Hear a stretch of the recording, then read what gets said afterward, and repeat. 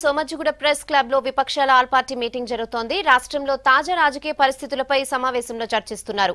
CLP నేత Bhatti Vikramarka, TDP chief L Ramana, CP రాష్ట్ర కార్యదర్శి Chada Venkatareddy, TJF chief Kodandaram meeting కు హాజరయ్యారు. పార్టీ ఫిరాయింపులతో పాటు లోక్సభ ఎన్నికలపై నేతలు మాట్లాడుతున్నారు. ఇప్పుడు లైవ్ చూద్దాం. ప్రభుత్వం ఒక రాజకీయ పార్టీలో గెలిచిన శాసనసభ్యుల్ని విపరీతమైనటువంటి ధనం ఇచ్చి ప్రభుత్వ అధికారాన్ని ఉపయోగించి ఒత్తిడి గురి చేసి ఈరోజు పార్టీలో చేర్చుకుంటున్నారు. ఈ చేర్పే కార్యక్రమం అంతా కూడా డబ్బు ద్వారానే జరుగుతుందనేది పెద్ద ఎత్తున ఈరోజు చర్చ జరుగుతూ ఉంది. ఈ డబ్బు ఎవరిది?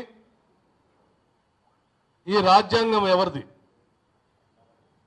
ఇది ప్రధానమైనటువంటి అంశాలు రెండు. ఈ రాజ్యాంగం మనది, ఈ ప్రజాస్వామ్యం మనది. ప్రజాస్వామ్యానికి ప్రమాదం ఏర్పడినా, రాజ్యాంగానికి ప్రమాదం ఏర్పడినా వీటి ద్వారానే పాలనలో భాగస్వాములుగా మారినటువంటి సామాన్యుల అందరి ఉనికి ప్రమాదమే. ఈరోజు ఈ ప్రజాస్వామ్యం అనేదే లేకపోతే ఈ దేశంలో ఎవరు కూడా పాలనలో భాగస్వాములు అయ్యేటువంటి వాళ్ళు కాదు, ఏ కొద్ది మందో తప్ప. అటువంటి పరిస్థితి ఈరోజు ప్రమాదంలో పడింది. అటువంటి ప్రమాదకరమైన పరిస్థితులు నెట్టివేయటానికి కారణం ధనం, డబ్బు. ఈ డబ్బు ఎవరిది? ఈ డబ్బు కూడా ఈ రాష్ట్రం తెచ్చుకోవాలి, ఇక్కడ ఉన్నటువంటి నిధులతో ఈ రాష్ట్రాన్ని అభివృద్ధి చేసుకోవాలి, ఆ నిధులతో వెనుకబడినటువంటి తెలంగాణ సమాజం అభివృద్ధి చెందాలని ఆశపడి పోరాటం చేసి తెచ్చుకున్న రాష్ట్రానికి సంబంధించిన డబ్బులు. అటువంటి డబ్బులు ఈ రాష్ట్ర అభివృద్ధికి ఉపయోగపడాలి తప్ప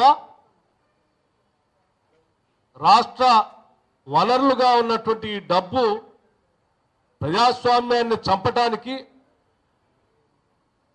శాసనసభ్యులుగా గెలిచినటువంటి వివిధ రాజకీయ పార్టీల శాసనసభ్యుల్ని కొనటానికి ఈ రాష్ట్ర ముఖ్యమంత్రి వెచ్చిస్తా ఉన్నాడు. అంటే రెండు రకాలైనటువంటి ప్రమాదం ఈ రాష్ట్రాన్ని పొంచి ఉన్నది.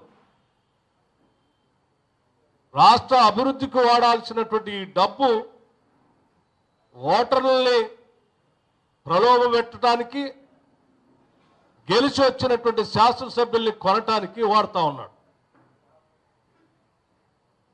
ఈ డబ్బు ఇంత పెద్ద ఎత్తున కోట్ల రూపాయలు ఇచ్చి కొంటున్నారని చెప్తున్నారు. ఎక్కడి నుంచి వస్తూ ఉంది ఈ డబ్బు?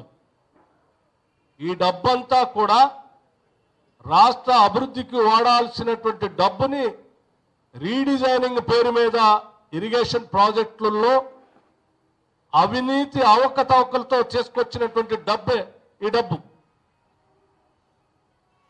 మిషన్ భగీరథలో జరిగినటువంటి అవినీతితో చేసుకొచ్చినటువంటి డబ్బే ఈ డబ్బు. ఆ మూలాలనే మొన్నటి శాసనసభ సమావేశాల్లో ప్రతిపక్ష నాయకుడిగా తీగ లాగాం మేము.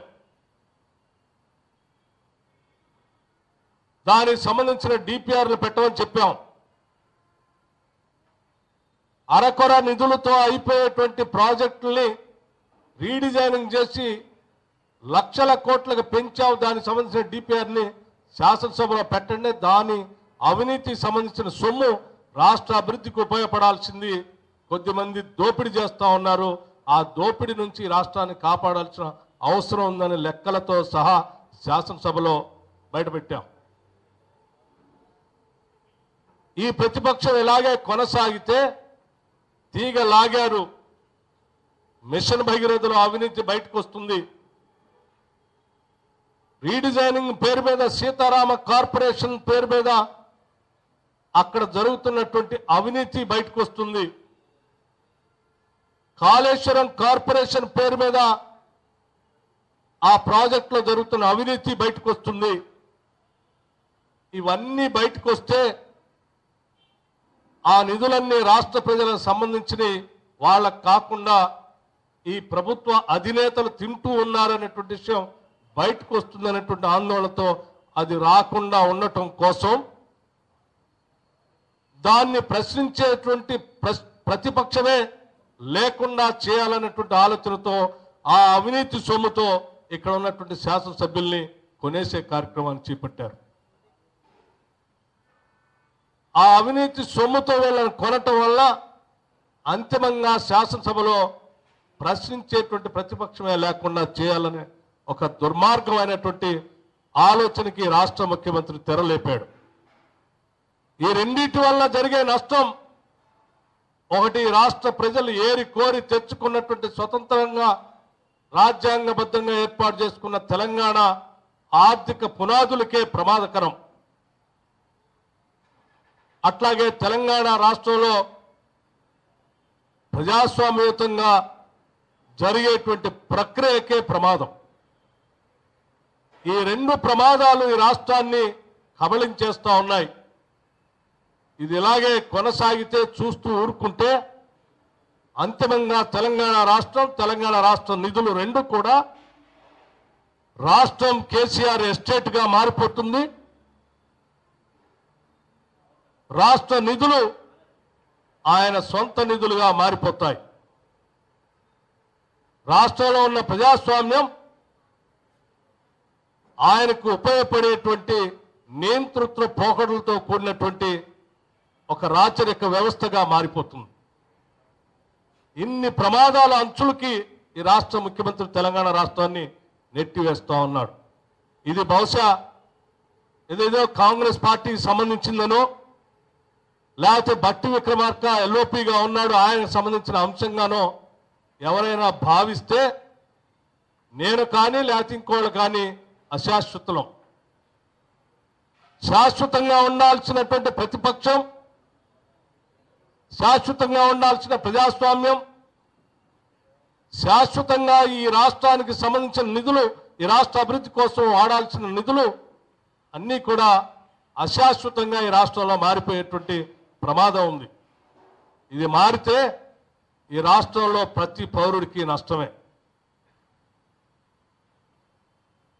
తన ఓటు ద్వారా పాలనలో భాగస్వామి అవుతామని అనుకున్న ప్రతి పౌరుడికి నష్టమే. అటువంటి నష్టానికి గురి కాకుండా ఉండటం కోసం రాష్ట్రం యావత్తు కదలాల్సినటువంటి అవసరం ఉందని నేను భావిస్తా ఉన్నాను.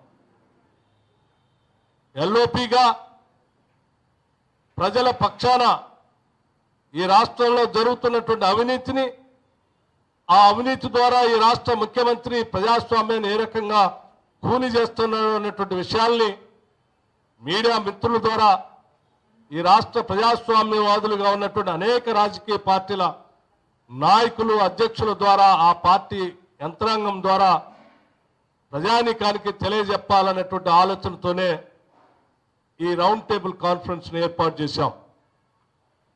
ఈ రౌండ్ టేబుల్ కాన్ఫరెన్స్ లో ప్రజాస్వామ్యాన్ని కాపాడాలని, రాజ్యాంగ సంక్షోభం నుంచి రాష్ట్రాన్ని కాపాడుకోవాలని ఆలోచన చేసేటువంటి వాళ్ళందరికీ కూడా నా హృదయపూర్వకమైనటువంటి ఆహ్వానం ఈ వేదిక ద్వారా నేను పలుకుతా ఉన్నాను. ఇది నాంది మాత్రమే.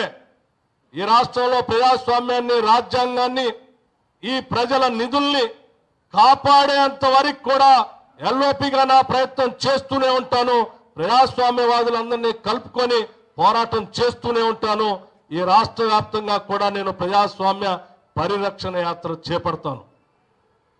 ఇది కేవలం ఈ రాష్ట్రంలో ఇప్పుడు ఈ రకంగా చేసినటువంటి ఈ ప్రయత్నం, చిరు ప్రయత్నం తప్పనిసరిగా ఈ రాష్ట్రంలో ఉన్నటువంటి రాజకీయ పక్షాలు, ప్రజాస్వామ్యవాదులందరూ కూడా ఆశీర్వదిస్తారని నేను ఆశిస్తా ఉన్నాను. దీని ద్వారా రేపొద్దున అన్ని జిల్లాల్లో కూడా ఇదే రకమైనటువంటి కార్యక్రమాన్ని ఆల్ పార్టీ సంబంధించినటువంటి ప్రజాస్వామ్యయుతంగా రాజకీయ పార్టీలు ఉండాలి. వారి భావజాలాల్ని, సిద్ధాంతాల్ని